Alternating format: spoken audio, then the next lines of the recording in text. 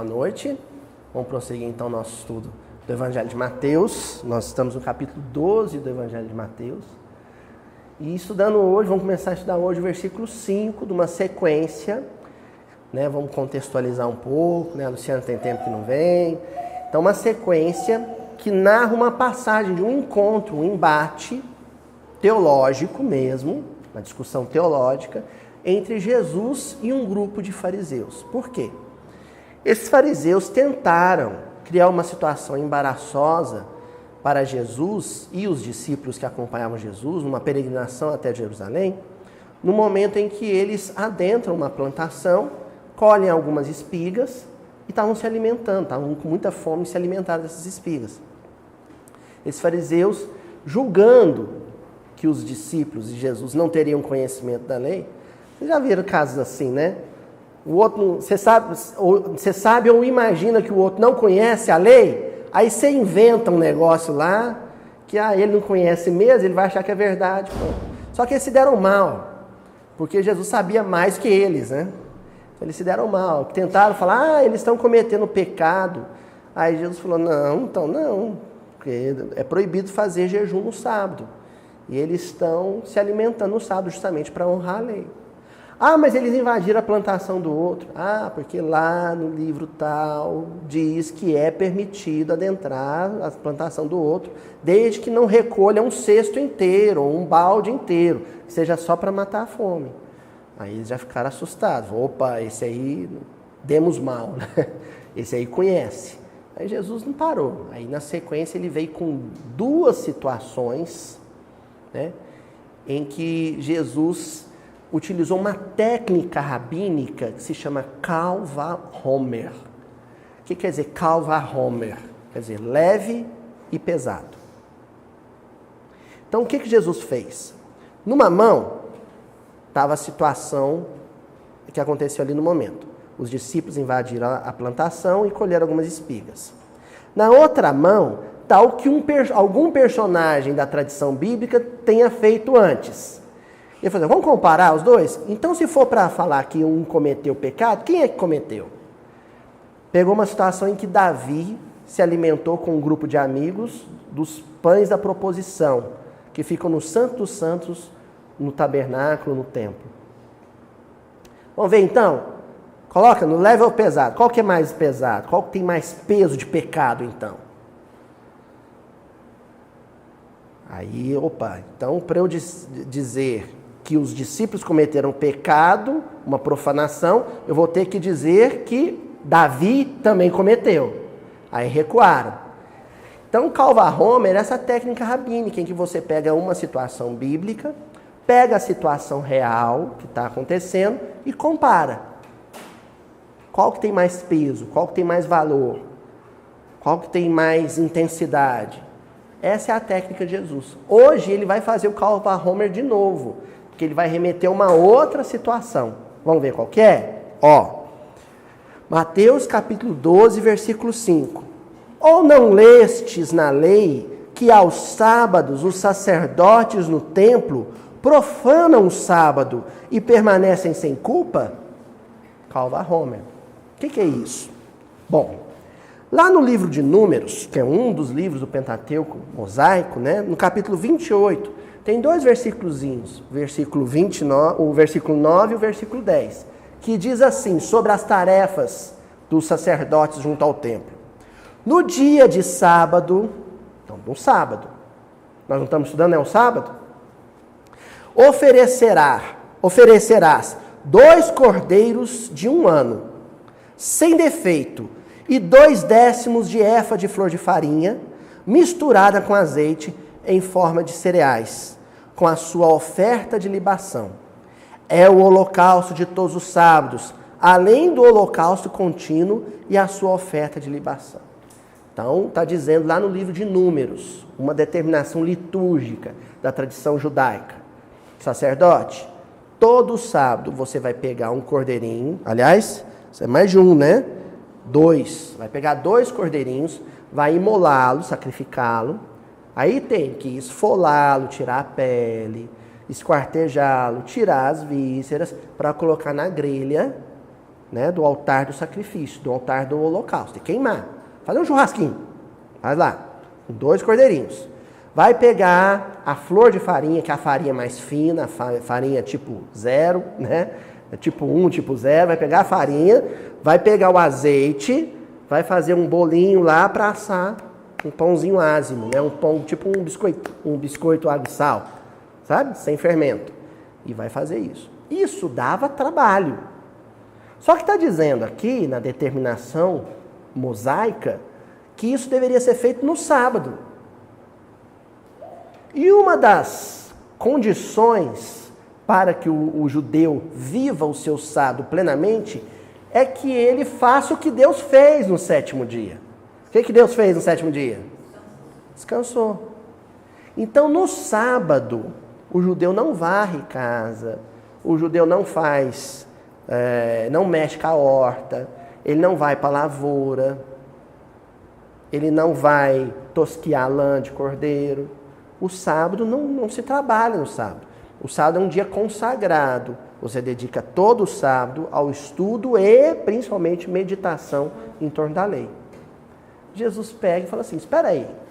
Então, no sábado, meus discípulos, de colher algumas espigas, está profanando o sábado. Os fariseus falam, não, eles pecaram, mas não é porque comeram a espiga, não, é porque arrancaram e não pode. Isso é serviço. Se é serviço, não pode ser feito no sábado. Aí Jesus falou, não, espera aí, então, os primeiros pecadores, os primeiros a profanarem o sábado são os próprios sacerdotes. Porque eu sei que no sábado, eles matam cordeirinho, esfolam cordeirinho, assam cordeirinho, faz pão, depois tem que limpar a bagunça toda. E aí? Então eles pecam também. Vocês entenderam, gente? Eles tentaram colocar Jesus numa enrascada, mas Jesus, assim, deu uma volta neles. Deu um baile. Deu um show de conhecimento da lei escrita. Não vou nem falar da lei divina ainda, porque ele é o tema de hoje em si. Mas quanto à lei escrita, a teologia bíblica propriamente dita, esses fariseus tentaram crescer para cima de Jesus e os discípulos, imaginando que eles não conheciam nada e que o que eles dissessem que era pecado, ficaria como pecado. Isso aconteceu muito na Idade Média. A Bíblia só se tinha a Bíblia em latim. Só quem sabia latim eram sacerdotes. As pessoas, além de não conhecerem o latim, não conheciam a escrita nenhuma, porque era uma sociedade iletrada. As pessoas não eram analfabetas. Então, o que o sacerdote falava que era pecado, pronto, é pecado. Não, está na Bíblia. E aí, você não lê a Bíblia?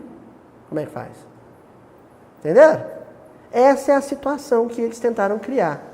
Mas ficaram a ver navios, porque Jesus tinha um conhecimento profundo, um texto do qual ele espiritualmente era o autor, como governador do orbe. Tá bom? Só que nós vamos além disso. Esses embaraços, essas complicações, essas polêmicas, esses quiprocós, essas confusões teológicas só acontecem por conta de um grande engano da humanidade em relação à lei de Deus. Achar que a literatura sagrada, que a escritura sagrada é em si mesma a lei. E não é. E aqui, para poder a gente trazer o nosso estudo para os dias de hoje, eu estou incluindo a literatura espírita. Estou falando do Velho Testamento, eu estou falando do Novo Testamento, eu estou falando da literatura espírita, eu estou falando da literatura sagrada de muitas religiões, o Corão.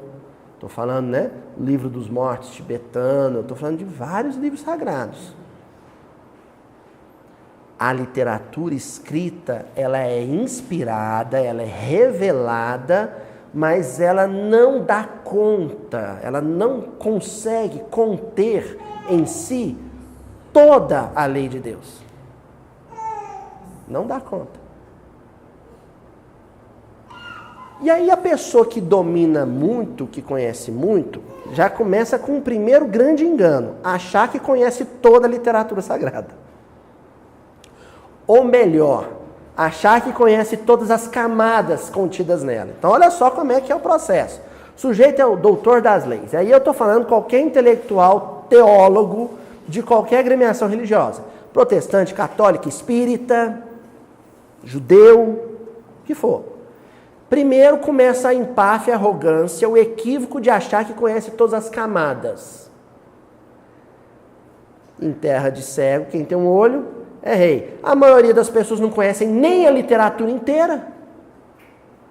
Quantos espíritas já leram todas as obras do Chico Xavier? Quantos espíritas já leram todas as obras publicadas por Allan Kardec? Eu não estou falando só do Pentateuco. As 12 revistas espíritas, por exemplo. Quantos espíritas... Reinaldo foi cruel, mas vamos fazer essa pergunta. Quantos espíritas já leram o Livro dos Espíritos todo? Aí, numa situação dessa, quem já fez isso, já está em destaque. Aí esse que já fez isso, que já leu toda a obra psicografada pelo Chico, toda a obra kardeciana, um judeu que já leu toda a Torá, um católico que já leu todo o Novo Testamento, já se sente numa situação diferenciada, de distinção, de ascendência. E aí ele acha, nossa, então eu conheço tudo. Se eu já li tudo, conheço tudo. Só que a literatura sagrada tem camadas. Camadas. Os grandes mestres, eu estou falando dos grandes mestres mesmo. No judaísmo, um Gamaliel. No cristianismo, um Paulo de Tarso. Eles sabiam que, né, você tem que ir tirando as camadas e ir aprofundando naquela literatura, naquele escrito. Vamos fazer de conta que algum desses mestres sábios conseguiu tirar todas as camadas e ir na camada mais profunda? Ele conhece toda a lei de Deus? Não. Entenderam onde nós vamos chegar? Porque aquela literatura sagrada, mesmo em toda a sua profundidade, não dá conta de conter toda a lei de Deus. Porque o universo é infinito. E a lei de Deus é do tamanho do universo. E a escrita humana, a grafia, ela é finita. Ela tem limites. A obra intelectual humana e a revelação, a escritura, por mais que ela seja revelada, ela é traduzida para a linguagem humana, essa linguagem é limitada. Quantas e quantas ocasiões no Livro dos Espíritos, Kardec faz uma pergunta, os Espíritos falam, não vou falar sobre isso porque vocês não vão entender. Aí Kardec insiste, mas por que nós não vamos entender? Porque não existe no vocabulário de vocês uma palavra para definir isso. Fala, Tonzinho. Como? Apostilas? Não, ela tem muitas camadas, é muito mais que uma apostila. É muito mais. É literatura sagrada. Entendi. Você está falando que tem níveis de entendimento, né? Mas...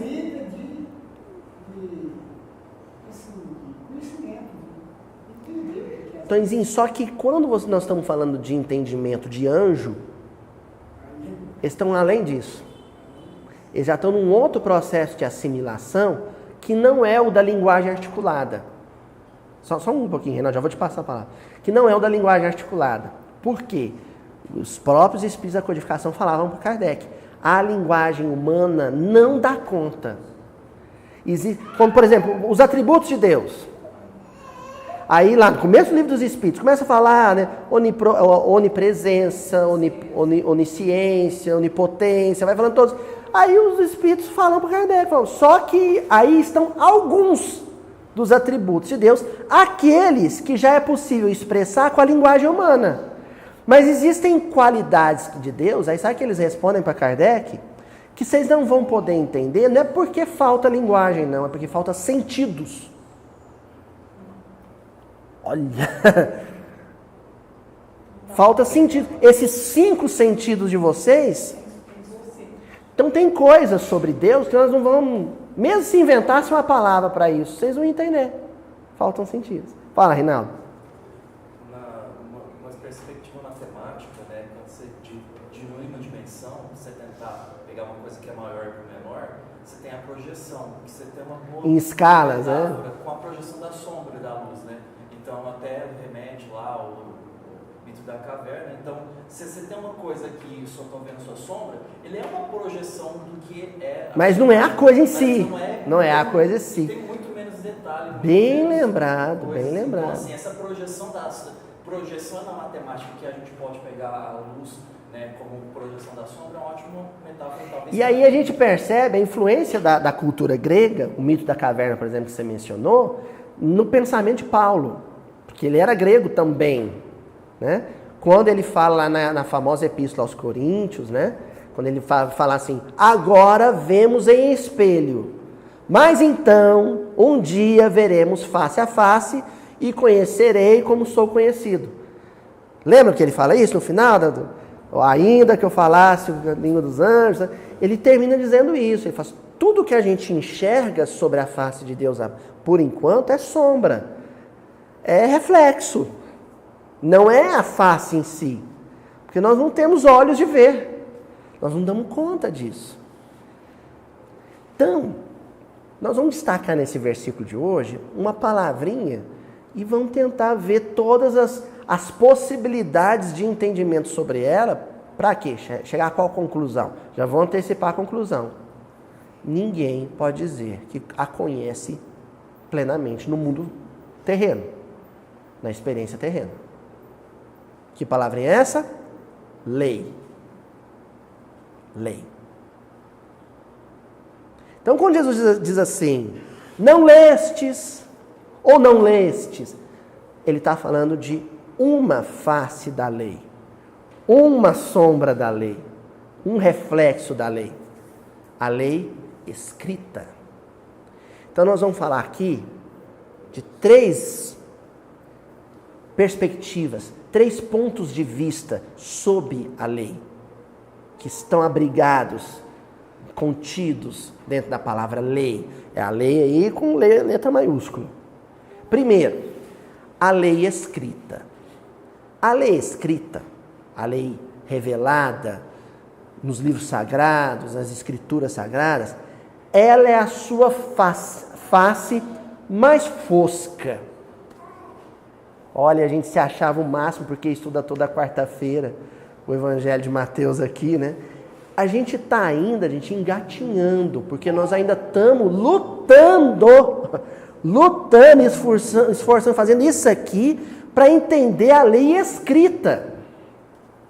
A lei escrita, que é a sua face mais primária, mais limitada. Por quê? Tem a limitação da linguagem humana. Nós ainda estamos sofrendo com a questão da tradução. O Haroldo está sofrendo lá por nós, né? Está sofrendo com a questão da tradução. Porque a linguagem é limitada. A língua portuguesa tem limitações em relação ao hebraico, por exemplo.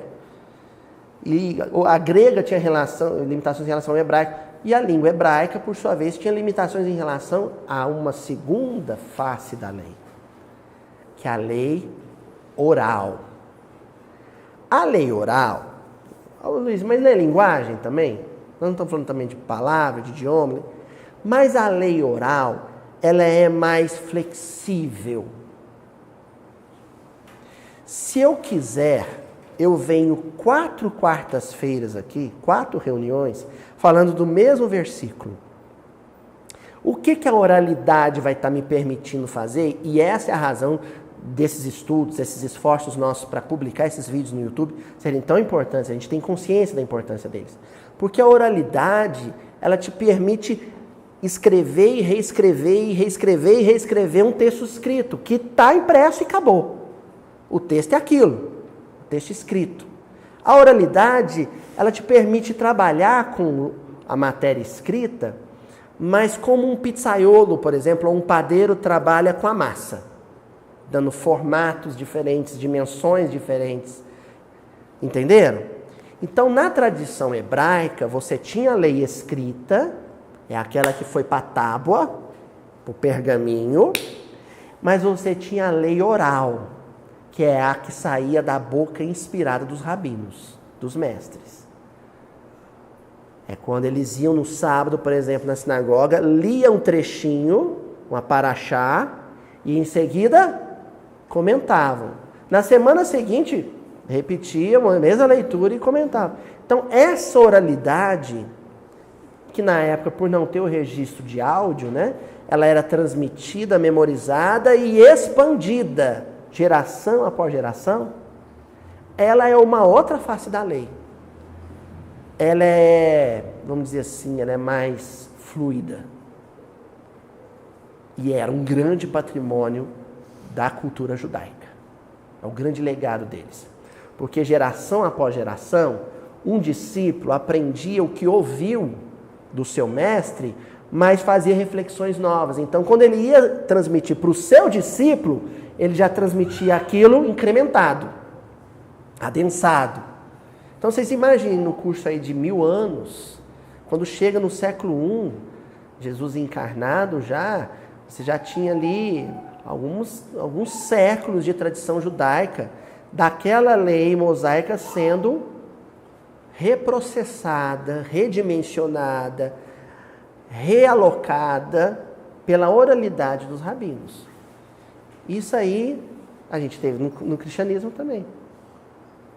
Quantos e quantos mestres foram redizendo a lei e expandindo ela até chegar nos nossos dias. E nós estamos fazendo isso também. Cada vídeo desse que a gente grava aqui, né? Agora, ainda mais que fica nas nuvens, né? Isso aí daqui a décadas alguém vai pegar esses vídeos e falar, mas eu percebi uma coisa aí que o Aloysio na época não percebeu, normal. Tem coisas que nós estamos observando hoje que o senhor Honório não percebeu há 40 anos, né? Ou ele percebeu só agora e soprou no nosso ouvido, algumas coisas assim. Mas essa é uma outra face da lei. A lei dita, falada, através dos comentários, da exegese, da explicação em torno da lei escrita. Tá bom? A gente conhece isso? Conhece. A gente entendeu isso completamente? Estamos na luta. Agora, o que ainda é muito intocado, o que ainda está muito negligenciado pela nossa atenção, é a terceira e mais completa face dessa lei. Que é a lei divina e natural contida na natureza e na experiência humana. É a lei que não está nem escrita e nem falada. Ela está. Ponto. O Paulo já falou assim, que viagem que é essa, né, Paulo? Que maluquice que é essa? Que lei é essa? Ela está aí. Aonde? No choro de uma criança. Está ali. Ela está. Numa rosa desabrochando, ela está numa nuvem formando uma forma lá curiosa, ela está num brotinho, né? Uma amiga minha pegou uma semente de romã, pôs na terrinha, num vasinho pequenininho, esperou dar uns 3 dedos de mudinha e me presenteou. Uma semente de romã lá que os ancestrais italianos dela trouxeram. Eu estou encantado com essa mudinha. Meu xodó é essa mudinha de romã. Cada vez que surge uma folhinha nova, ali nesse processo, nessa experiência que eu estou vivendo com a semente da romã, está ali contido, eu consegui perceber isso, todo o manual de educação e evangelização do Francisco, meu filho. O meu curso de pai gestante está ali, na semente da romã. Então, essa lei está aí. E quando a gente começa a cogitá-la, fala, poxa vida, a gente vem aqui, se prende aos textos escritos, presta atenção na oralidade, no que o Aloysio aprendeu com outros que falaram com ele também, o César Carneiro falou com ele, o Walter Barcelos falou com ele. Tá, mas tem uma lei que está lá fora. Tá? Ao vivo e a cores, né? Em high definition, né? E audível no mundo, nas coisas do mundo, na criação de Deus, está ali. E a gente precisa prestar atenção. Isso explica, por exemplo, todo aquele amor que Francisco de Assis tinha pela natureza. A prece lei, né? A prece Deus. Deus, reconheço-vos eu, Senhor, no matiz dos campos, no íris multicor. Não é assim? Então, Eurípides Barçanufo, Francisco de Assis, o próprio Chico, eram encantados com a natureza, com a explosão de vida, com as relações humanas. Por que o Chico gostava? E, olha, gente, quando eu estou falando natureza, não é só ir lá para o mato, ver a cachoeira, não. Vai para o centro da cidade e ver a vida acontecendo. Por que o Chico gostava tanto de descer aqui no centro da cidade, aqui em Uberaba, né, Euridice? Ir lá para o Eldorado, lá para os cafezinhos, sentava ali na Praça Correio tomando um cafezinho para bater papo com as pessoas. Porque aquilo é a vida acontecendo. A vida sendo vivida. A lei está ali. Quer ver uma coisa? Livro O Consolador. Questão 271. Então, livro de Emmanuel, de perguntas e respostas com Emmanuel.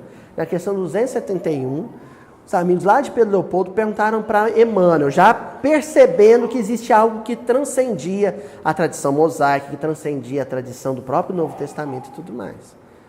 Olha só a pergunta. Moisés transmitiu ao mundo a lei definitiva? E aí, gente, por extensão, Paulo de Tarso, escrevendo as cartas, transmitiu ao mundo a lei definitiva? Depois, Kardec, publicando as obras básicas, transmitiu ao mundo a lei definitiva? Parece que é uma coisa meio de blasfêmia que eu estou falando, mas não é. Isso está sendo dito por eles. Quando Kardec diz, por exemplo, assim, o Espiritismo transmitiu a sua primeira palavra, mas nunca dirá a sua última palavra. Porque a vida está acontecendo e a lei de Deus está aflorando. Aí Emmanuel responde. O profeta de Israel, Moisés, deu à terra as bases da lei divina e imutável. Mas não toda a lei integral e definitiva. Então, olha só. Moisés, o Velho Testamento, são as bases do entendimento que nós temos no mundo sobre a lei divina. Depois vem um adensamento disso com o Novo Testamento, depois com a doutrina espírita, nas 3 sequências, né, de revelação divina. Mas isso tudo, a lei escrita, é base, é alicerce para uma coisa muito maior. Que o Emmanuel está dizendo.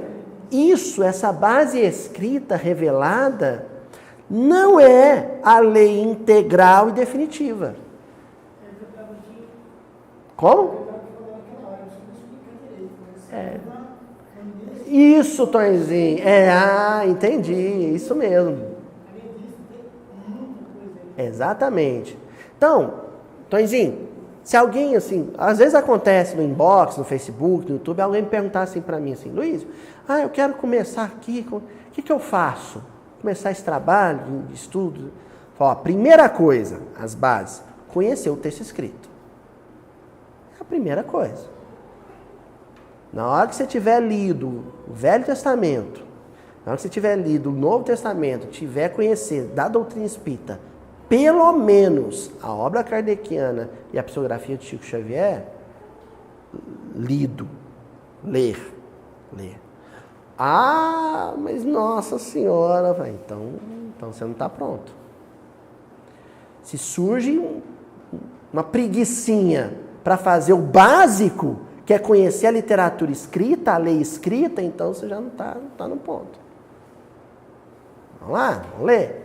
Aí você faz um programa, uma disciplina aí, em 2, 3 anos você acaba isso. Se você for bem disciplinado, abrir mão de muitas futilidades, de muita perda de tempo, você consegue fazer isso. Conhecer o tempo, faz um programinha por dia, reserva 1h30. 30 minutos de leitura do Velho Testamento, 30 minutos de leitura do Novo Testamento e 30 minutos de leitura da doutrina espírita. Todos os dias. Não importa se é Natal, se você está na praia, se você está no... Todos os dias, 1h30. Trabalhei, fui no meu serviço, 8 horas. Cheguei, lá, arrumei cozinha, lavei a roupa. Aí deu 9 horas da noite, vou dormir às 10h30. Das 9 às 10h30, meu filho já pus na cama, porque criança tem que ir para a cama cedo, viu, Alice? Vai dormir. E aí eu vou estudar. Minha amiga Candice, ela acorda às 4 horas da manhã, faz esse programa. 5h30 da manhã ela já leu, estudou. Aí 5h30 ela vai fazer o café, preparar. Dorme cedo. Então, nós vamos chegar lá. Então é o básico, Tonzinho. O primeiro nível é esse, conhecer a lei escrita, o texto. Depois, eu vou me fartar da tradição oral em torno dos estudos sobre essa lei. Aí eu vou para o YouTube assistir os palestrantes, vou para o centro reunir com os companheiros mais veteranos, vou estudar com eles, escutar o que eles têm para dizer, vou conversar com meus amigos que estão estudando junto comigo, vou para o ESD, vou para o EAD, sentar com os outros amigos que estão lendo a mesma coisa que eu, eles perceberam uma coisa que eu não percebi, vou conversar, isso é a tradição oral. Vou trocar figurinha, sabe? Vou permutar entendimento com os outros através da conversa, do diálogo, tete a tete. Hoje você tem um WhatsApp que te permite fazer isso. Né? O que eu faço antes de vir aqui para quarta-feira? Existe uma tradição oral que 12 pessoas reunidas num grupo do WhatsApp permutam um com o outro, em áudio, texto escrito. Olha, é isso. Eu entendi isso. O outro, eu entendi isso também. A gente reúne tudo isso. Aí depois que você tiver mais, dominando essa tradição de entendimento oral, em cima de uma tradição de literatura escrita, aí você pega isso tudo e dá um fim útil para isso. Você começa a abrir os olhos e observar a vida. Observar a vida. Eu tô escutando a Ana conversando ali, né? Batendo um papo danado com o Carlos, né, Aninha? Olha lá, ela tá... Não é Ana? Oi, Ana! Olha lá, ela é chovão. Aí eu lembrando uma história do seu Mariano, que eu já contei aqui, vou contar de novo. Né? A história do seu Mariano da Cunha Júnior, tio de Eurípides Barçanufo, lá em Santa Maria. Ele lendo o Evangelho, depois comentando o Evangelho, então ali estava a lei escrita e a lei oral, certo? Ele lia o Evangelho, apresentava o texto escrito, depois comentava. E as pessoas ali querendo assimilar a lei escrita e a lei oral. Aí um bebezinho que nem a Ana resmungando, conversando, querendo, choramingando. E o povo ficando nervoso com aquilo. Porque queria entender a lei escrita e a lei oral. Mas não percebeu que ali estava a lei de Deus. Seu Mariano fechou o Evangelho e falou, cara feia de espírita atrapalha mais a reunião que o choro de criança inocente. É isso. Aí, um pai que consegue ninar o filho. Isso é lei. A lei ali. Olha. Eu paro de falar, eu me calo, para a gente escutar como é que um pai com carinho, com afago, silenciou a filha. Pronto, Ana, pode voltar a fazer barulho. Só uma demonstração. Viu?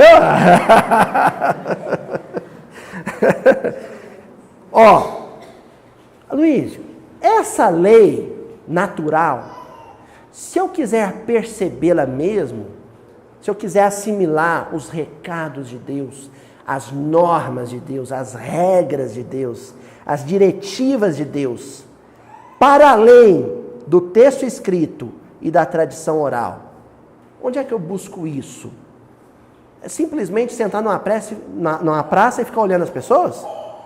Simplesmente ir para a beira de um lago e ficar observando os patinhos? É só isso? Não.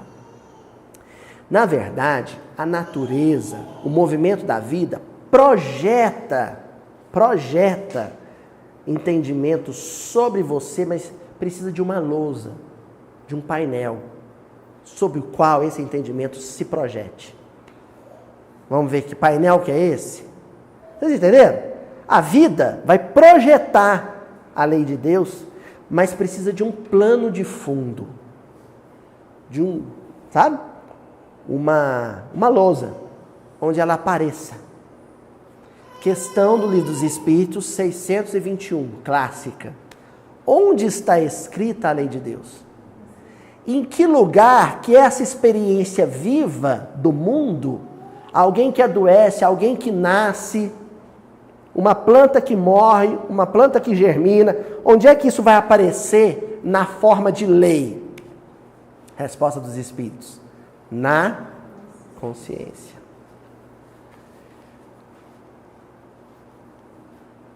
Na consciência.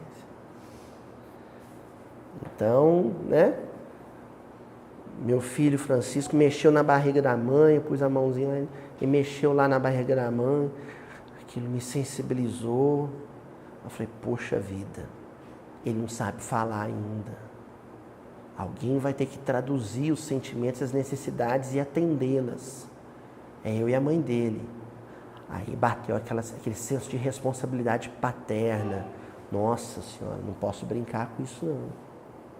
Tem que ser um provedor das necessidades físicas, mas também um condutor nas necessidades espirituais. Aí iniciei, isso desencadeou em mim um processo de reflexão, de meditação sobre o compromisso de um pai com o seu filho. Ou seja, aquela experiência viva projetou na tela da consciência, na lousa da consciência, o recado de Deus: amadureça. Seu filho precisa de você. Olha como a lei vai além do escrito e do oral. Essa reflexão eu não tinha encontrado em nenhum livro que eu li, em nenhuma palestra que eu assisti, em nenhuma conversa que eu tive com meus mestres. Foi um processo de reflexão, uma meditação oriundo de uma expressão viva, uma criança mexendo no ventre da mãe.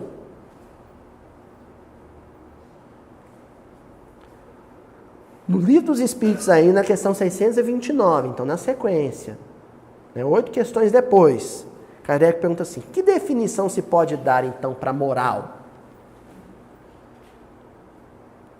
Se a lei de Deus projetada na consciência é uma face moral dela, porque aquilo que é físico, que é lei biológica, por exemplo, na consciência vira entendimento moral. Entendeu? Uma estrela cadente é um fenômeno astronômico, uma lei astronômica, mas projetada sobre a consciência, ela é recodificada e definida como uma mensagem de cunho moral. Aí Kardec pega o gancho e fala, tá, então defina moral para mim. O que é moral? E os Espíritos respondem, a moral é a regra de bem proceder. Isto é, de distinguir o bem do mal. Funda-se na observância da lei de Deus. Eu observei, mesmo que seja um fenômeno físico, assimilei aquilo aparece na tela da consciência, na forma de uma mensagem moral, e agora eu sei que moral é regra de bem proceder. Saber o que é bem, o que é mal, o que é o certo e o que é errado. E completa os Espíritos. O homem procede bem quando tudo faz pelo bem de todos, porque então cumpre a lei de Deus. Quando tudo faz pelo bem de todos. Não é fazer mal para alguns para poder garantir o bem da maioria. Isso aí é Robespierre, né? Isso aí é guilhotina. Lá no século XVIII, a regra é vontade geral. Ela impera. Ou seja, se em nome da vontade geral, ou seja, da maioria, precisar aniquilar, eliminar, guilhotinar uma minoria, que se faça. Isso não é lei de Deus. Isso é lei de quem? Dos homens.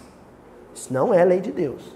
Lei de Deus é o bem para todos, inclusive do malfeitor.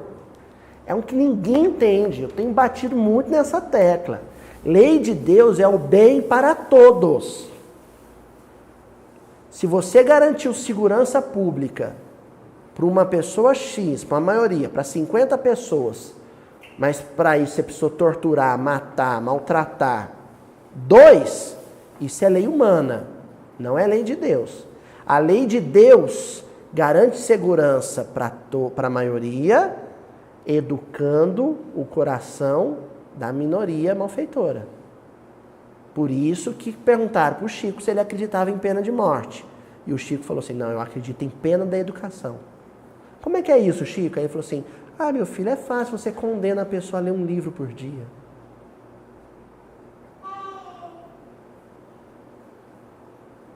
Mas aí você tem uma prisão que não tem nem vaso sanitário, vai para aquele livro. Né? Um vaso sanitário para 20 numa cela. Né? Isso não é lei de Deus. Isso é punição humana, é condenação humana. Não é lei de Deus. Querem ver? Livro dos Espíritos ainda. Questão de 174. Nós estamos na sequência, né? De uma série de questões sobre a lei divina natural. Kardec pergunta assim, sendo a justiça uma lei da natureza, então ele está falando dessa lei projetada na consciência. Ele não está falando da lei da Bíblia. Tá, né?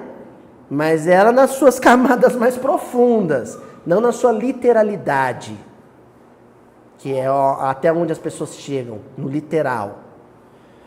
Ele está falando de uma coisa integral, maior.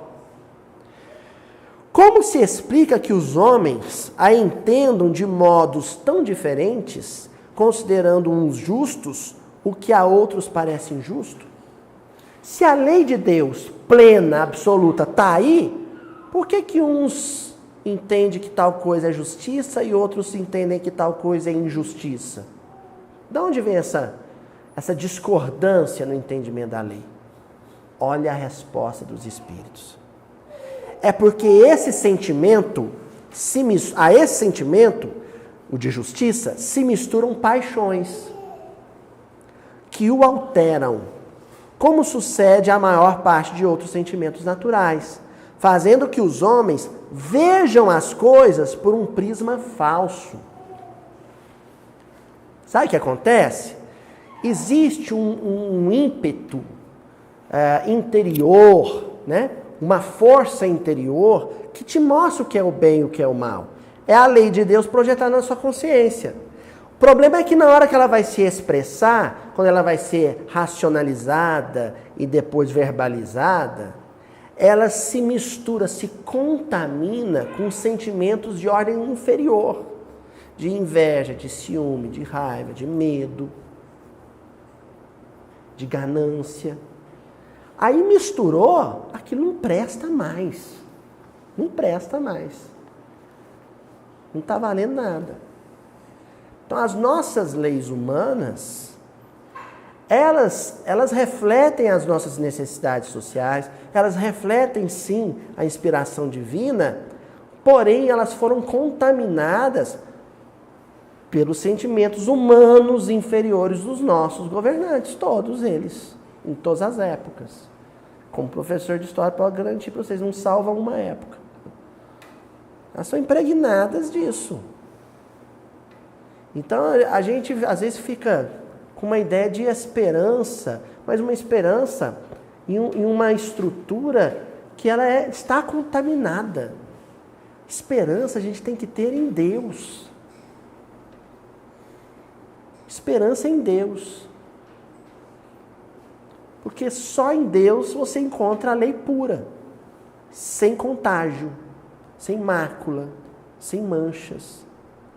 No mais, vai ter as dificuldades todas de qualquer homem.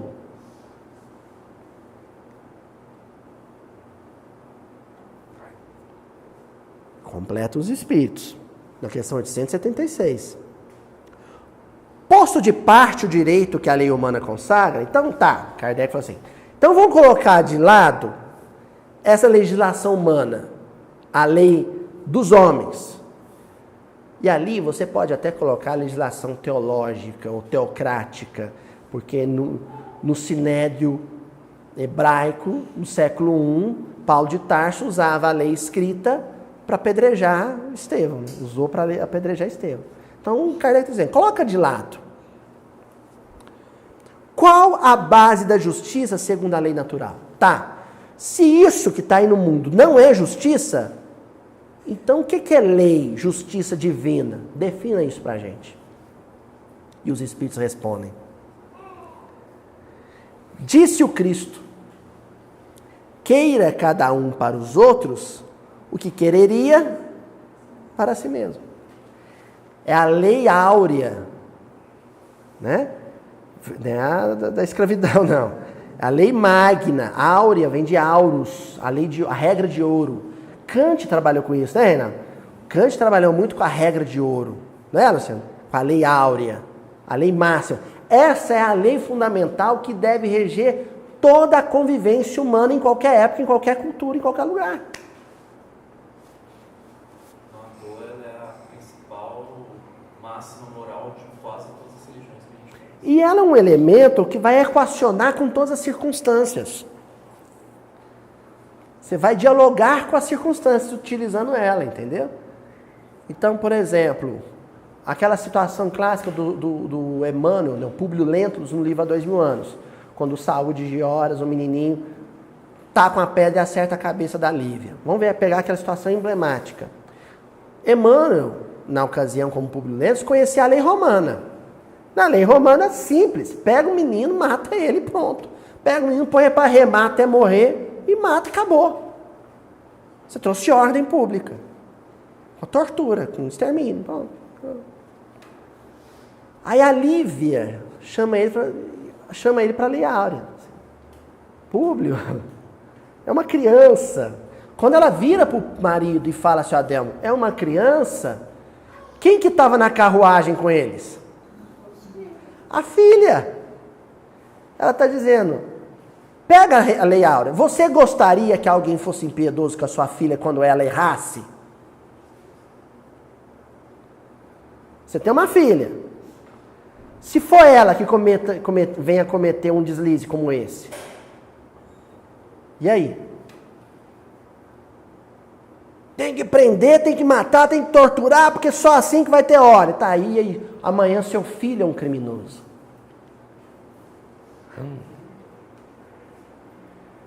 Você vai mandar ele para a forca? Como é que você faz?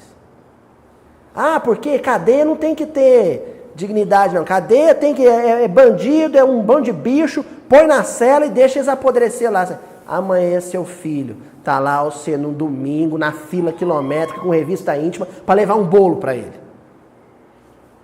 Para ele comer com dignidade. Aí com meu filho é diferente, né?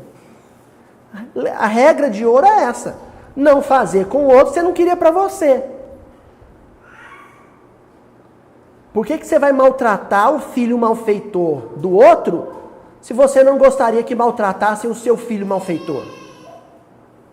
Viu como muda a perspectiva? Muda o entendimento? O que falta na legislação humana e na aplicação dela pelos nossos órgãos de segurança? A regra áurea. Eu não esqueço, eu estava em Ribeirão Preto, uma ocasião com meu tio, e o meu tio morava assim, no primeiro andar, então na sacada dele a gente via tudo que acontecia na rua. Aí tinha uma senhora que estava lavando do outro lado da calçada, ela trabalhava na casa em frente ao prédio. E eu observava ela todo dia lá, levando lixo para fora, varrendo a porta. Um dia, chegou 2 policiais, encostou a viatura e desceu da viatura e tirou um menino lá de dentro. Menino de uns 18 anos. Menino, 18, 19 anos. Já era maior de idade. Mas era um menino novinho. Desceu com ele, Chegou e falou, senhora, esse rapaz aqui, ó, nós pegamos ele tentando arrombar um carro ali na esquina. A senhora viu se ele andando por aqui esses dias, olhando dentro dos carros, a senhora pedindo informações, né? Para saber se aquele meliante já estava fazendo uma farrinha no quarteirão. Aí ela falou assim, não vi não, senhor. Bom, senhor. E o rapaz com a cabeça baixa. Aí o olho dela encheu de lágrimas. E o meu tio da sacada, assim, não acreditava no que estava vendo. Ela falou assim, bom, o senhor faz o que precisar fazer. Ele é meu filho.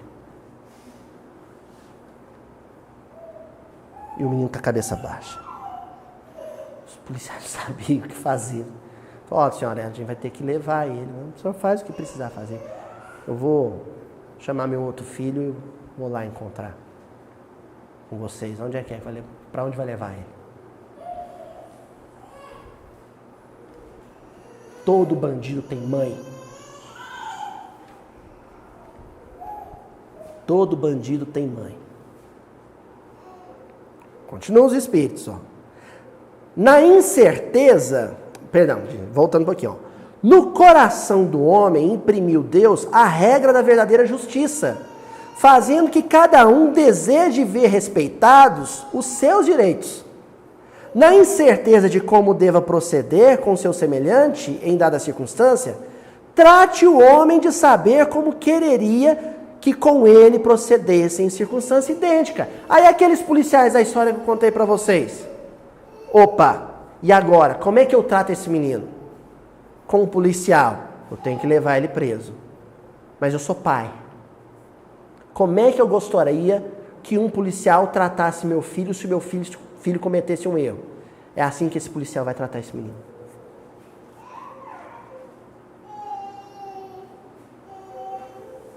E nós estamos falando aqui de cristianismo, viu? Né? Às vezes o pessoal vai assistir isso, não vai concordar comigo, sei, mas não estou falando aqui de cristianismo. Isso aqui é um estudo minucioso do Evangelho de Jesus. Eu não poderia dizer outra coisa. Eu não tenho um compromisso midiático, sabe, com a maioria da população brasileira, que estatisticamente eu sei que é a favor de que se bata em bandido, que se torture um menino que é criminoso. Desculpe, mas eu não posso agradar. Eu não tenho compromisso com quem visualiza o YouTube, tenho compromisso com o nosso Senhor Jesus Cristo. Se eu desencarnar amanhã e tiver dito algo diferente do que eu acabei de falar, eu não vou olhar no olho do seu Honório.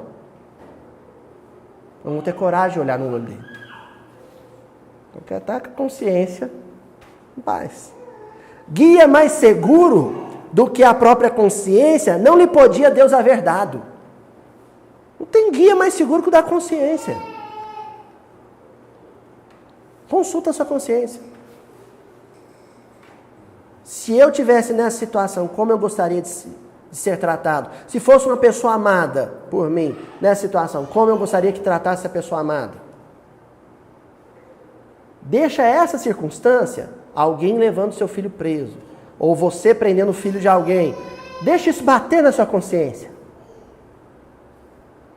Foi o que essa mãe fez na calçada. Ela pegou aquela situação viva, a lei viva, deixou ela bater na consciência e falou assim, se alguém tivesse invadido o carro do meu filho trabalhador, o que eu acho que deveria ser feito com o assaltante? Acontece que o assaltante é meu filho. Pode levar. Aí o policial, se alguém tivesse prendido meu filho assaltante, que eu gostaria que fizessem com meu filho assaltante? Tratassem com dignidade, com humanidade, é como eu vou tratar ele.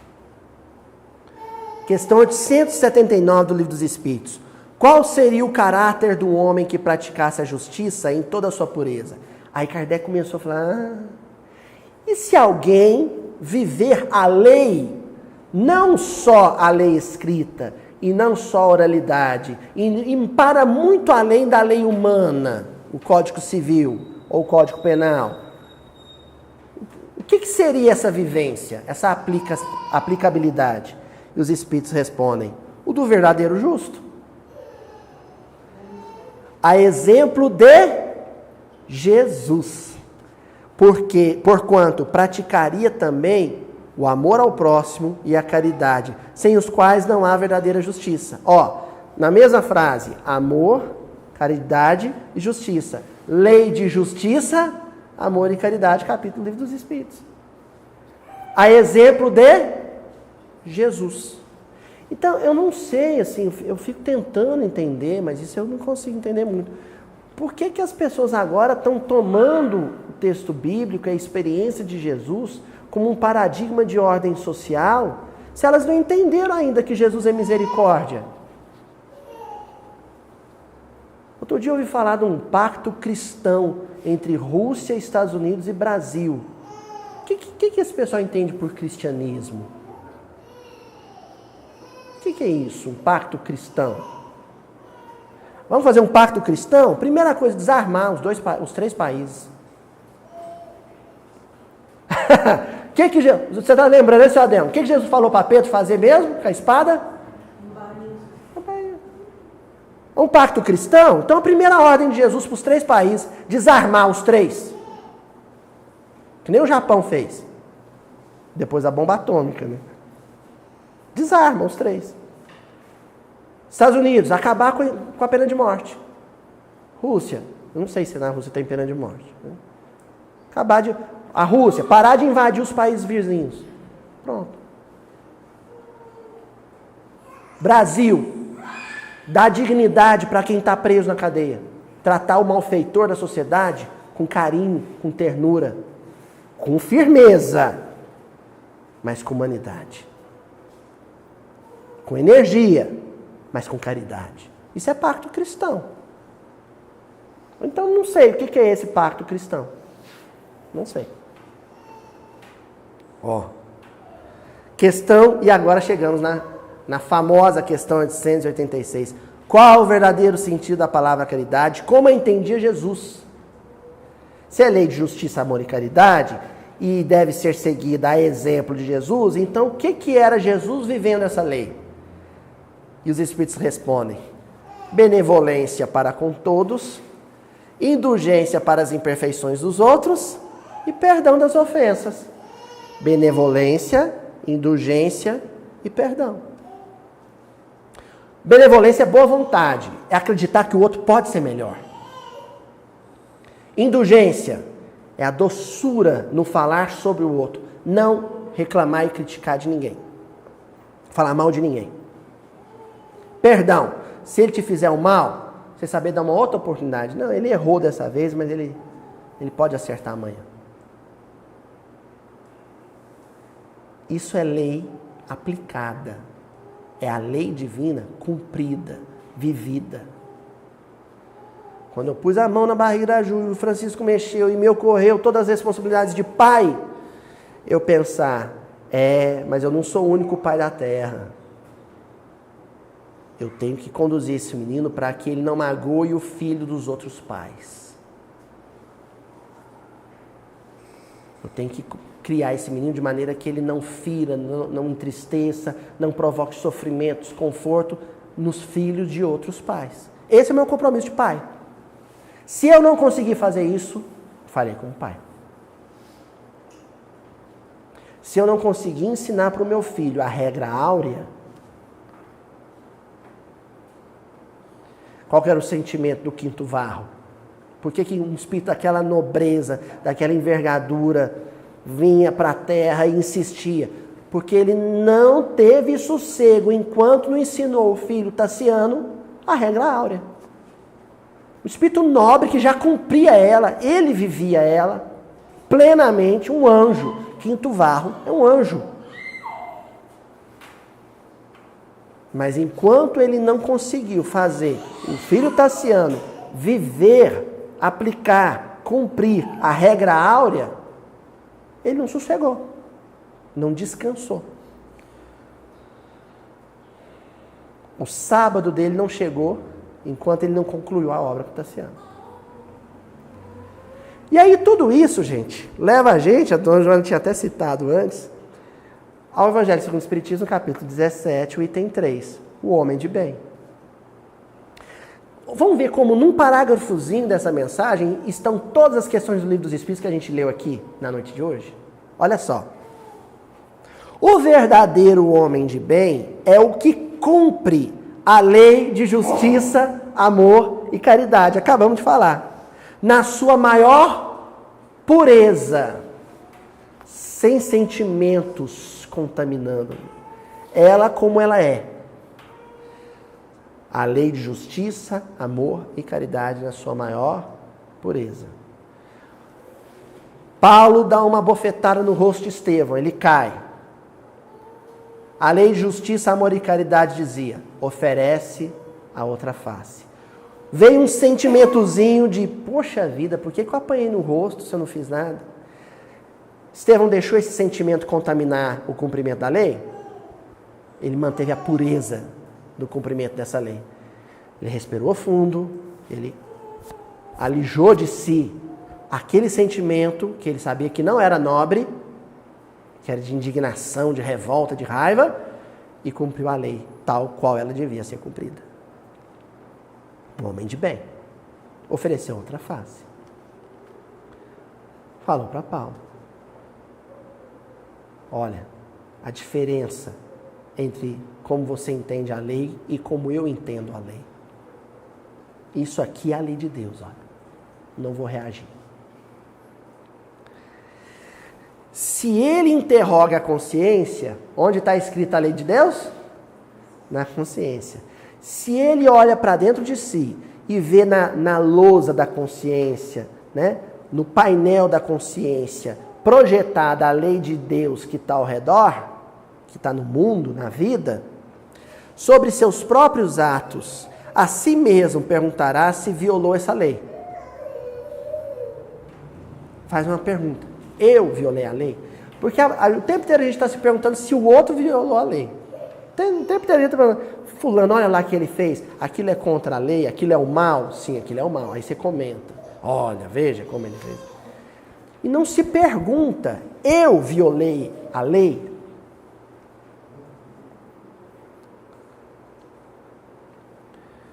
Se não praticou o mal, se fez todo o bem que podia.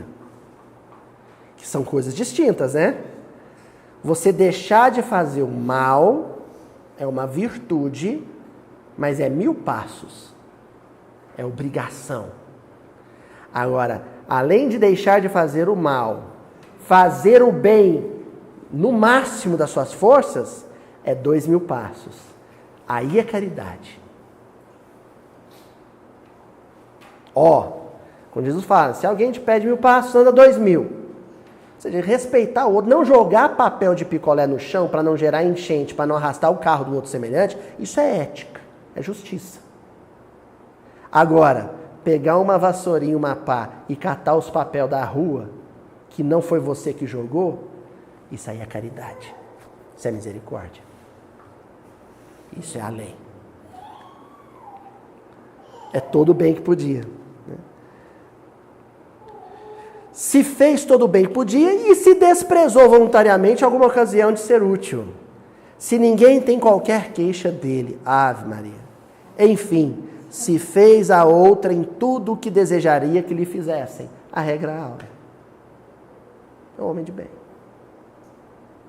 Esses fariseus, vigiando o comportamento litúrgico dos discípulos, estavam muito longe de entender a lei nessa perspectiva. Eles conheciam a lei escrita, conheciam mal a lei oral, porque a gema preciosa, o diamante da tradição oral, não eram essas regras litúrgicas, não. Era outra coisa. E estavam muito distantes de entender, de perceber a lei viva, a lei que está nas circunstâncias, a lei que está na natureza, a lei que está na vida acontecendo. Muito longe disso. E aí a gente encerra com o capítulo 16 do livro Abrigo, que se chama Cumprimento da Lei. Porque o homem de bem, gente, ele é um cumpridor da lei. Ele não é um teólogo decifrador da lei. Ele já decifrou a lei. Ele agora está em outro nível. Viu, Toizinho? Ele é um cumpridor da lei. O homem de bem é um aplicador da lei. É um vivenciador da lei. E aí tem uma fala do Emmanuel em torno daquele versículo, não vim destruir a lei, mas dar-lhe cumprimento. O que é dar cumprimento à lei? Respeitar o sábado, lavar as mãos antes da refeição. O que é isso? Cumprimento da lei. É ir na Páscoa em Jerusalém? Não. Cumprimento da lei para Jesus é outra coisa. É a lei viva. Companheiros inúmeros, diz Emmanuel, em rememorando semelhantes palavras do Cristo, de certo guardarão a ideia fixada simplesmente na confirmação doutrinal do Mestre Divino, ante os ensinamentos de Moisés. O pessoal desavisado vai achar que Jesus estava falando do cumprimento da lei de Moisés, a lei escrita e a lei oral dos rabinos. A lição, todavia, é mais profunda. Jesus era um cumpridor da lei viva, a lei plena, a lei absoluta. Compreendendo que o amor rege a justiça na criação universal, lei de justiça, amor e caridade, preferiu testemunhar a lei vigente, plasmando-lhe a grandeza e a exatidão no próprio ser. Plasmando, sabe? Imprimindo, esculpindo na própria personalidade a lei, através da ação renovadora com que marcou a própria rota na expansão da própria luz. Ação renovadora. Tudo que ele fazia renovava o que estava ao redor. Renovava o ânimo das pessoas, renovava a conduta das pessoas. Mas não era chamando a atenção de ninguém. Sim, puxava a orelhazinha do Pedro de vez em quando. Mas Pedro acatava a orientação. Por quê? Porque Jesus tinha uma coisa chamada autoridade moral. Porque quando ele falava da lei escrita através da lei oral, por detrás disso tinha uma lei viva, vivida por ele. Então Jesus era um grande comentador da lei escrita. Mas o comentário que ele fazia da lei escrita, a lei oral que ele oferecia em torno da lei escrita, tinha o peso que tinha, atravessou tantos séculos, porque ela estava alicerçada sobre uma lei vivida. É isso que nós estamos nos comprometendo agora nessa nova fase aí, né? Da expansão do Evangelho dentro do movimento espírita. Porque na literatura espírita o Evangelho já está lá, desde o princípio. Agora o movimento espírita está descobrindo a importância de estudar a vida de Jesus. Aquela experiência de 30 e tantos anos de Jesus. Por quê? Porque estão começando a perceber que para além do escrito e para além do ensinado, existe alguma coisa que precisa ser vivida, experimentada, vivenciada, nos seus mínimos detalhes. Então, eu queria fechar aqui num exemplo de um esforço danado do querido André Trigueiro.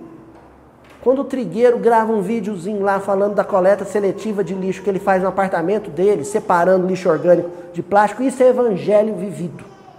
Parabenizo ele, mando um abraço para ele. Isso é evangelho vivido. Quando ele ensina a fazer compostagem em casa, para adubar as plantinhas, usando óleo de cozinha, para não jogar no rio, para não matar os peixes, isso é evangelho vivido. Responsabilidade fiscal, né, dona Joana? Cuidar de ter lá, da declaração eticamente declarada. Isso é evangelho vivido, sabe? Não sonegar, não usurpar o bem alheio, não se apropriar do que é do outro, não querer levar vantagem em cima do outro. Isso é evangelho vivido. É disso que nós estamos precisando. Você olhar para si, para a consciência e ver a lei de Deus projetada nela. E em seguida, cumpri-la. Bom? Até semana que vem, gente. Se você está querendo entrar na casa de Deus, você sabe em que andar ela está. Para que andar você tem que subir. Se você quer vibrar e pensar e sentir com Jesus, você sabe que Jesus, está lá em cima.